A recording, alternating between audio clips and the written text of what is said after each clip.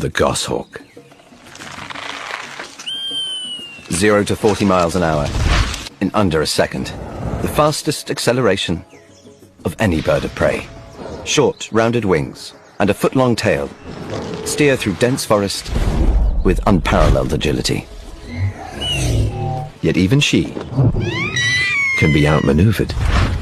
Other, much smaller creatures here possess astonishing abilities that can defeat the phantom of the forest. With specialized eyesight adapted to low light, the chickadee is first to spot the airborne threat and first to raise the alarm. A coded message broadcasting the hawk's position and speed. Squirrels not only recognize the chickadee's call, they've learned to mimic it almost perfectly.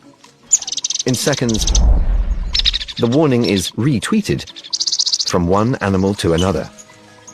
It relays through the forest at over 100 miles per hour. More than twice as fast as the hawk.